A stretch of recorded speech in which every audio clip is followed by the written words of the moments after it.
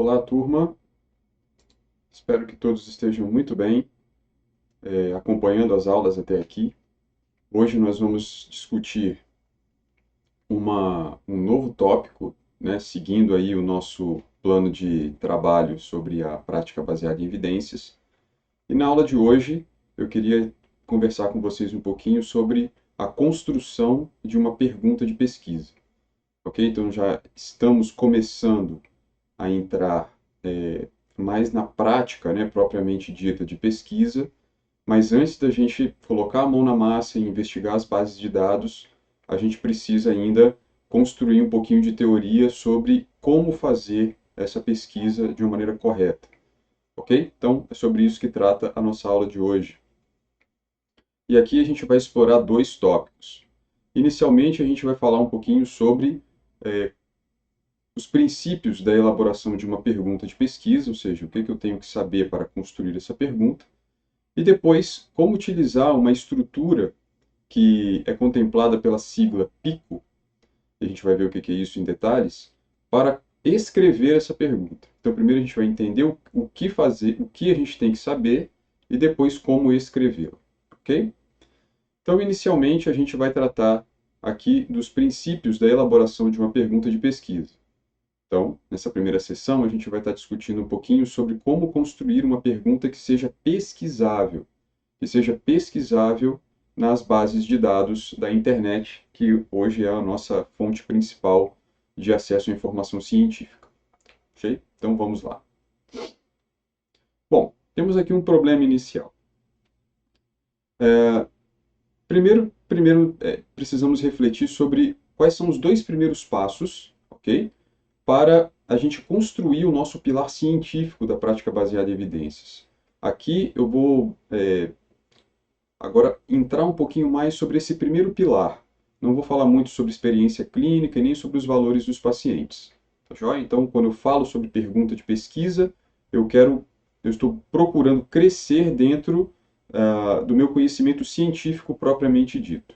E nesse contexto aqui, eu preciso, primeiro, identificar a necessidade de informação, ou seja, eu preciso identificar as minhas limitações e saber o que eu preciso perguntar, né, o que eu preciso conhecer melhor, e desenvolver uma pergunta de pesquisa que seja objetiva e aplicável numa base de dados, para que essa base de dados retorne informações que seja específica daquilo que eu estou perguntando, para que eu possa crescer no meu conhecimento. Ok? Então, para isso, eu preciso saber como conduzir uma pergunta de pesquisa para encontrar, dependendo do contexto, a melhor evidência possível para responder a minha pergunta inicial. Bom, primeiro, como identificar então essa necessidade de informação, né? Durante a graduação, todo mundo aqui já passou por isso. Nós somos inundados, né, de informações sobre como tratar os nossos pacientes. Então, a gente recebe informações dos nossos professores, também de alguns artigos científicos, palestrantes, enfim. Então, somos inundados de informações sobre como tratar os nossos pacientes. E aí chega a vida profissional, ok? Na vida profissional, a gente recebe pacientes com uma variedade muito grande de situações e a gente deve estar constantemente atualizando o nosso conhecimento, né? A gente também chega um momento em que a graduação, nós nos formamos, nós viramos profissionais e temos que aprender também a fazer educação continuada para a gente manter o nosso conhecimento científico atualizado. Então, na vida real, cada paciente ele é diferente um do outro. Eles têm detalhes que são distintos, específicos para cada situação. E alguns desses pacientes são mais complexos e nos forçam a obter novas informações para otimizar, ou seja, melhorar o nosso cuidado. Então, as evidências científicas também avançam muito rápido. Então eu tenho cenários que se complicam muitas vezes na minha prática e o volume de pesquisas ele também cresce demais. Então eu preciso começar a equacionar um pouco isso. A chave aqui vai ser identificar importantes lacunas de conhecimento e como saber preencher essas lacunas. Bom, deixa eu dar um exemplo aqui. Vamos supor que você receba um paciente que sofreu uma entorse de tornozelo. E você é cientificamente já bem atualizado, você já está ciente das diretrizes clínicas mais atuais sobre o que a ciência fala sobre o tratamento de uma entorse de tornozelo, você já tem a sua experiência clínica desenvolvida a ponto de identificar, né, e lidar com essas particularidades de cada caso, e você também sabe equacionar as expectativas e valores do paciente em cada tratamento. Mas aí chega para você um colega e te apresenta, vamos supor aqui, um aparelho de eletroterapia que seja novidade, um laser, por exemplo.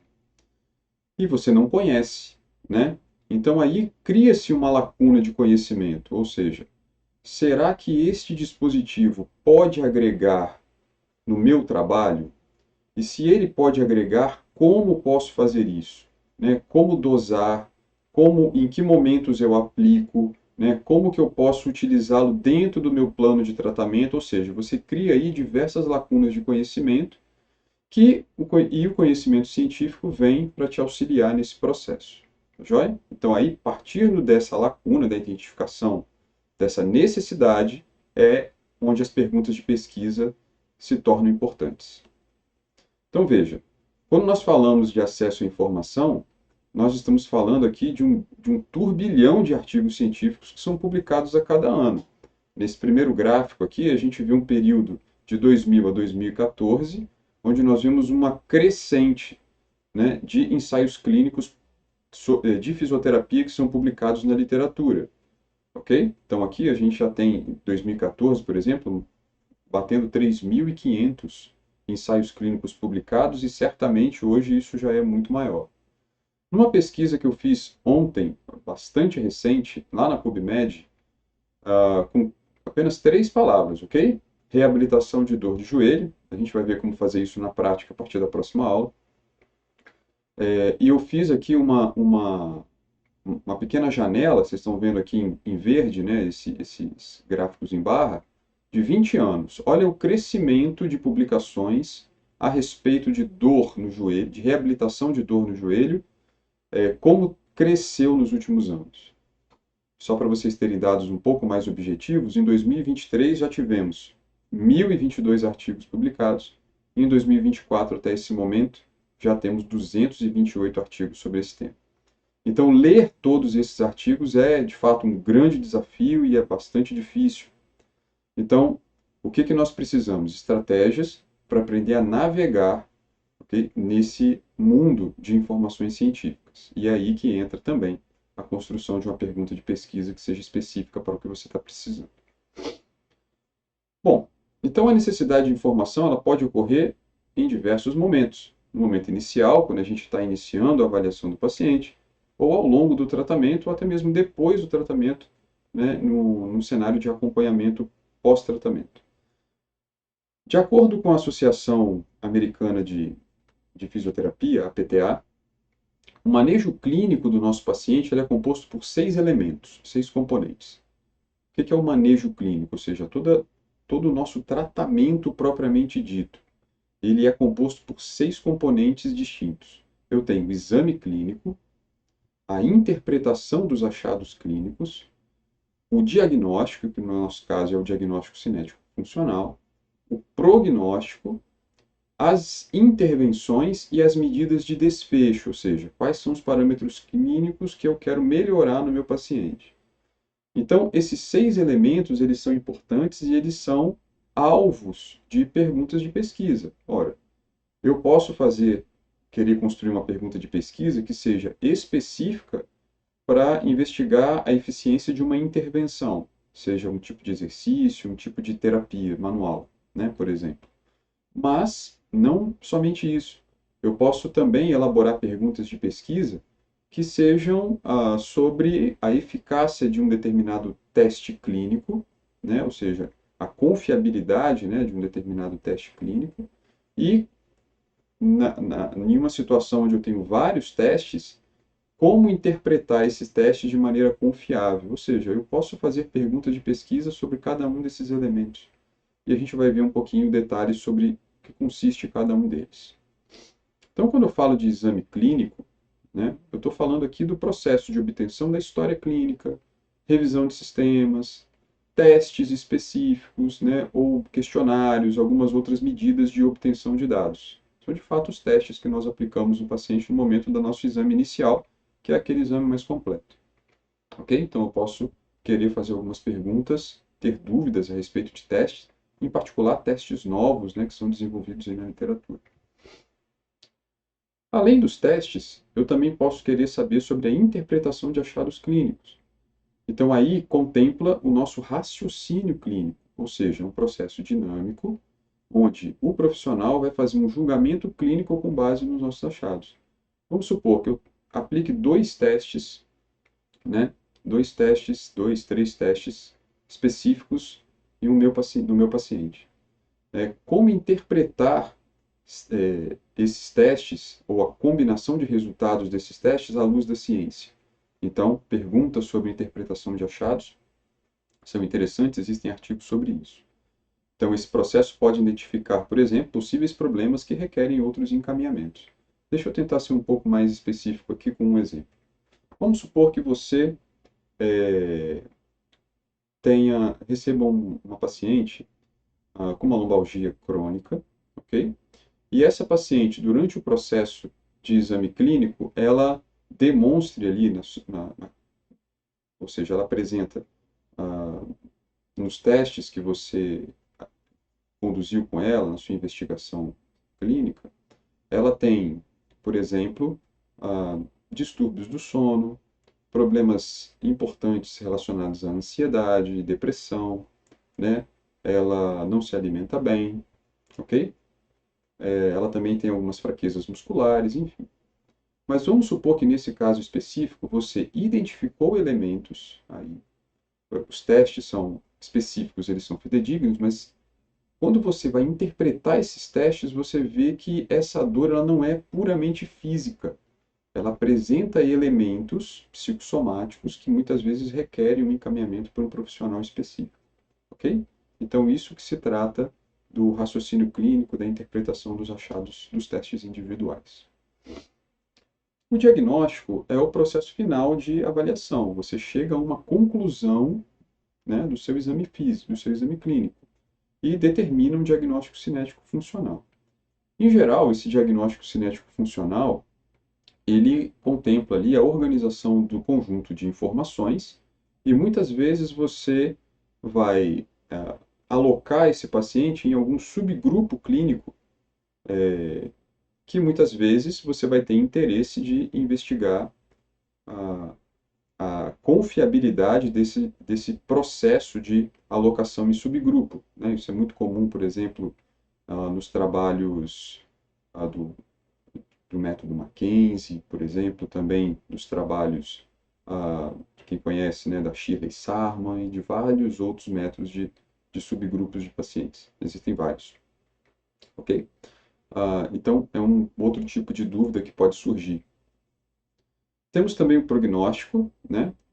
Em relação ao prognóstico, nós vamos investigar aqui em relação ao nível de melhora que pode ser obtido com uma determinada intervenção e o tempo necessário para alcançá-la. Por exemplo, imagine que você recebe um paciente, vamos pegar esse exemplo de novo da lombalgia, e que o paciente agora não tem problemas psicossomáticos, ele tem agora problemas puramente físicos, né, mecânicos. Então, você quer aplicar uma técnica de terapia manual, mas aí você você tem essa dúvida de qual é a sua expectativa de melhora com essa intervenção.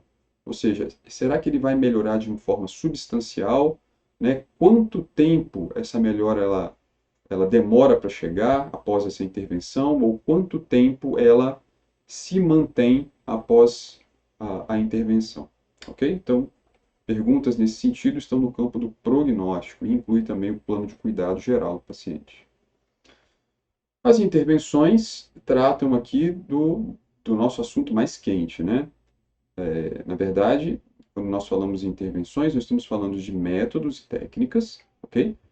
Que são utilizadas para produzir alterações nas condições clínicas iniciais desse paciente. Ou seja, o paciente tem dor, você vai aplicar uma determinada intervenção para melhorar essa dor. Ele tem uma queda de qualidade de vida, você vai aplicar uma intervenção para melhorar essa qualidade de vida.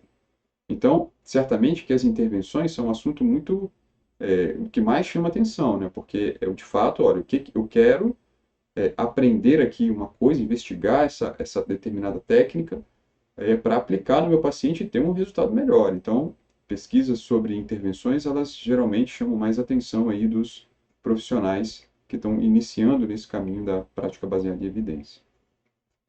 Mas não somente as técnicas, também as reavaliações. Ou seja, quais são os parâmetros de reavaliação do meu paciente?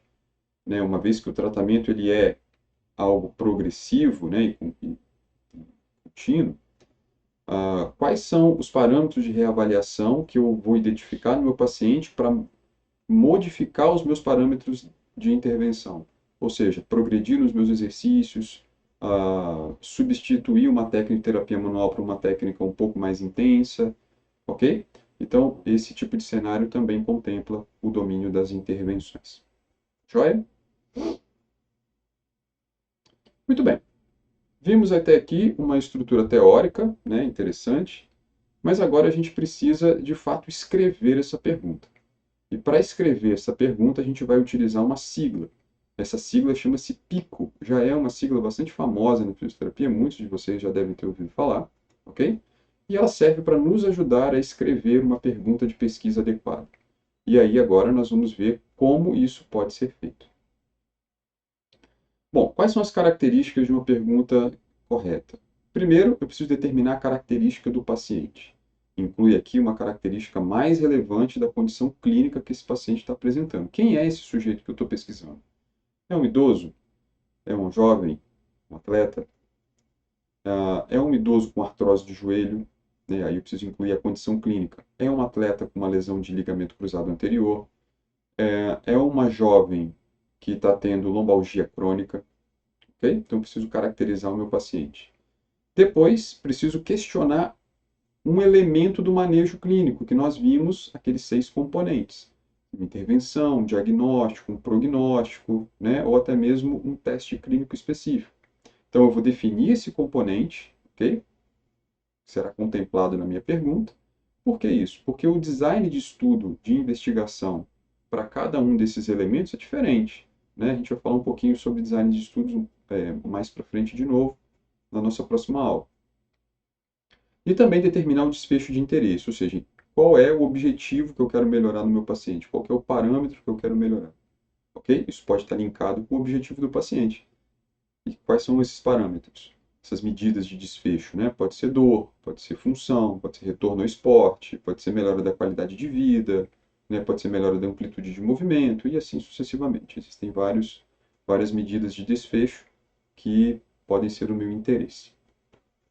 Então, o que significa o acrônimo PICO, que eu vou utilizar como estrutura básica para a construção das minhas perguntas?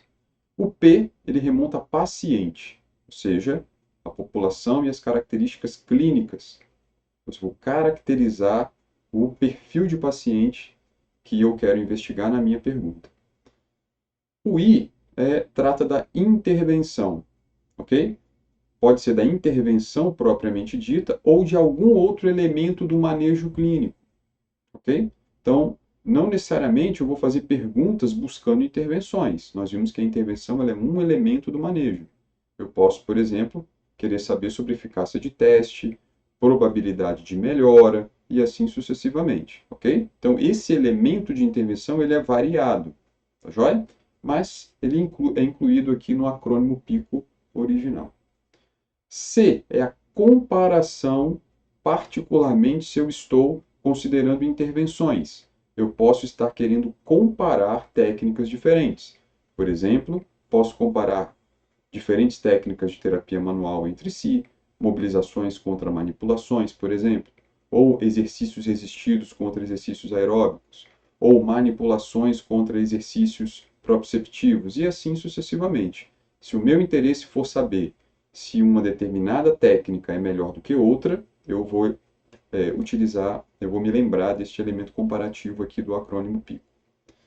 E por último, e também muito importante, é a medida de desfecho que você quer, que nós já discutimos anteriormente. Pode ser um parâmetro de dor, de amplitude de movimento, de qualidade de vida, de funcionalidade, e assim sucessivamente. Ou até mesmo de participação social.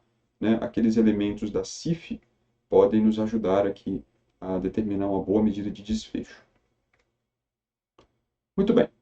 Então, é comum ter perguntas, como eu falei, que não apresentam comparação entre intervenções, né? Deixa eu ver alguns exemplos aqui. E sobre os desfechos, é interessante especificar, né, se o fisioterapeuta ele vai estar buscando informações sobre estruturas e funções, né, dor, força, amplitudes, nível de atividade, ficar muito tempo em pé, correr, sentar, mudança de sentar de pé, por exemplo, né, retorno ao esporte, dentre outras. E nível de participação, ir à escola, ir à igreja, caminhar na praia, enfim, existem diversas medidas de desfecho e a CIF, né, pode nos orientar e nos ajudar. Observem que aqui a gente está falando de estrutura e função, nível de atividade e nível de participação, que são elementos que compõem a CIF. Então, um exemplo. Vamos supor que eu queira buscar comparações entre intervenções, né? Aí eu vou ter alguns elementos que eu vou me lembrar, ok? Então, qual seria a característica do paciente que eu tenho? Uma nadadora de 17 anos com dor cervical. A intervenção. Eu estou buscando uma comparação. Então, quais são as intervenções que eu quero comparar?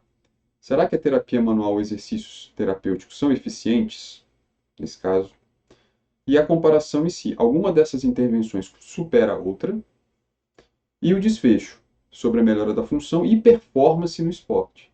Então, juntando esses elementos, como é que eu construo a minha pergunta completa?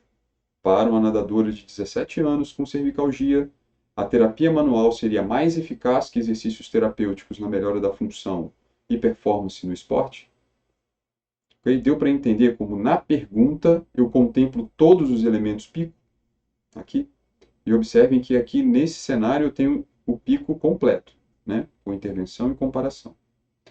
No segundo exemplo, eu posso estar interessado na eficácia de uma intervenção, não necessariamente na comparação entre elas. Então aqui eu tenho o seguinte cenário, ó. O paciente continua sendo uma nadadora de 17 anos com dor cervical.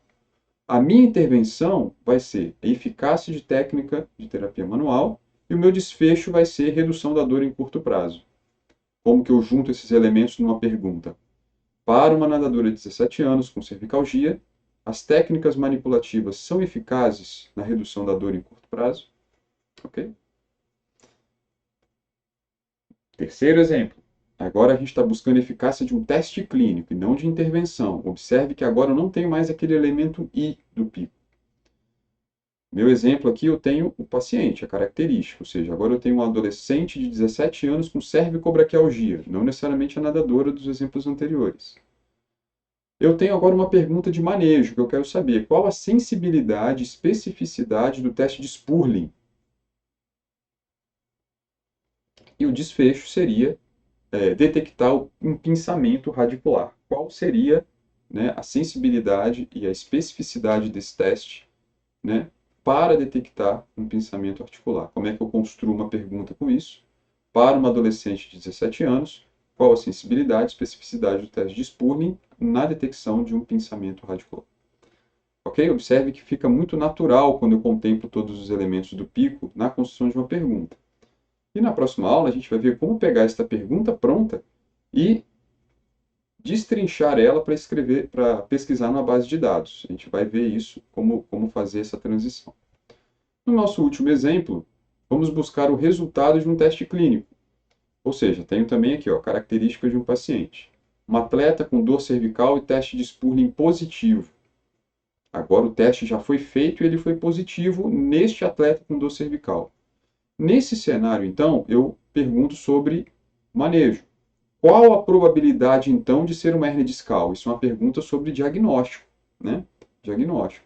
Qual é a probabilidade, então, uma vez que esse teste é positivo, disso ser uma hérnia discal? Porque eu tenho, né, a cervicobraquialgia, ela pode ser originada por vários fatores, a hérnia discal é um deles.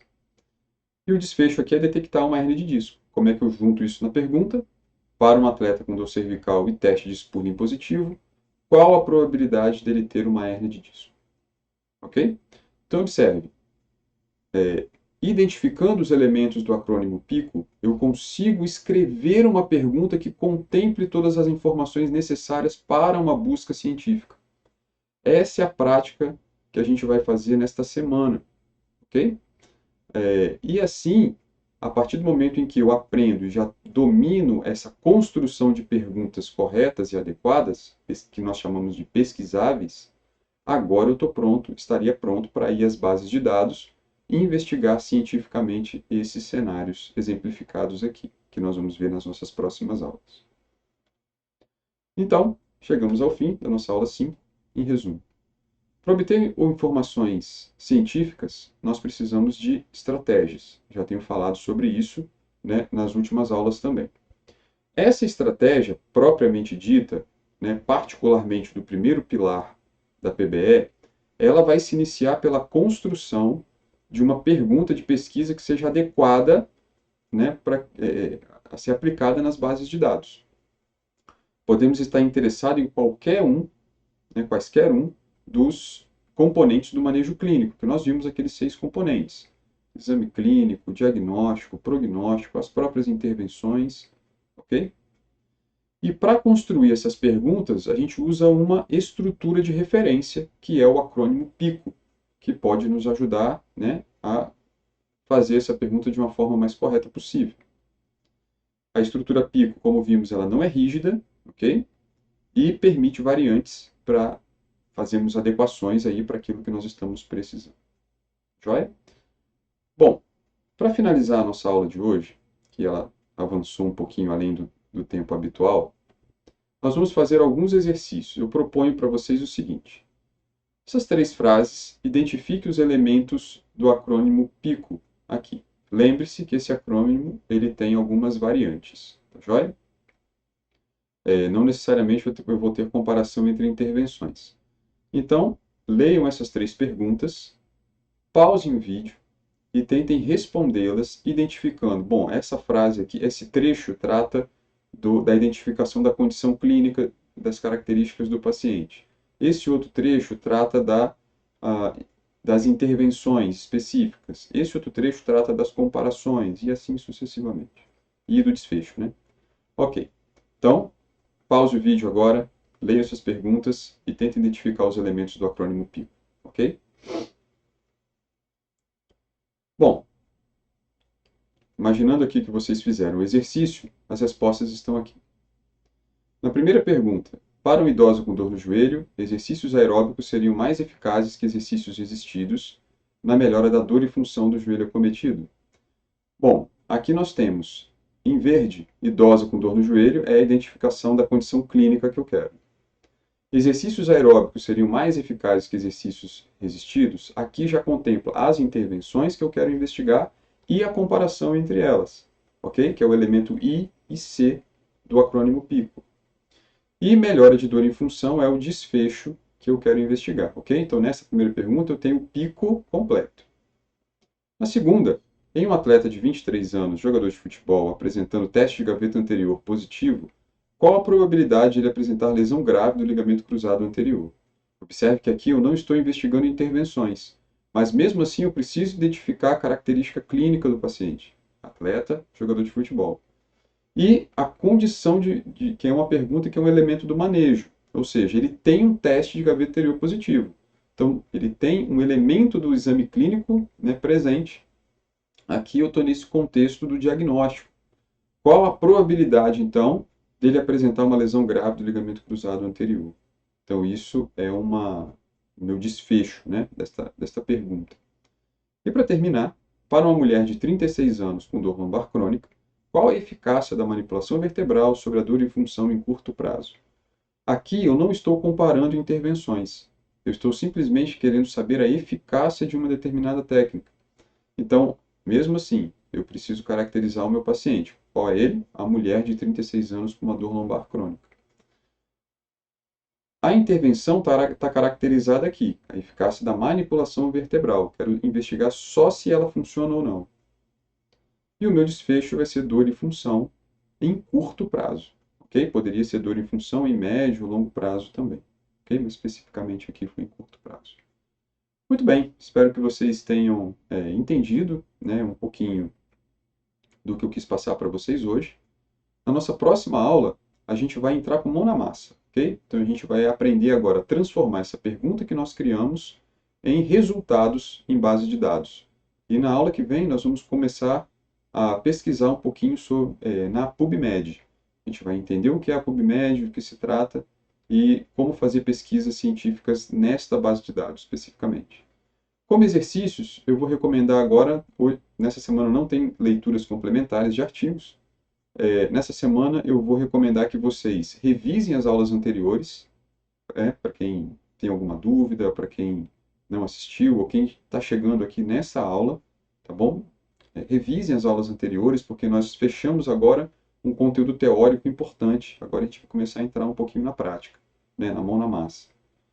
E pratiquem também a construção de perguntas utilizando essa estrutura PICO, com base em dúvidas que vocês tenham, particularmente com alguns cenários clínicos que vocês queiram aí investigar com mais detalhes, sejam intervenções, testes clínicos, diagnósticos e assim sucessivamente.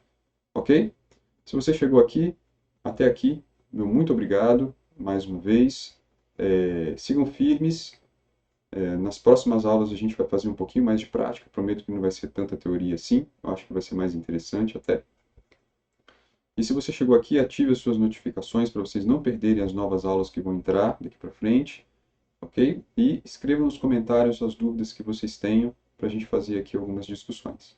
Muito obrigado por tudo, né, pelo acompanhamento que vocês estão fazendo aqui com esse projeto. Obrigado de verdade. Um abraço e até a nossa próxima aula.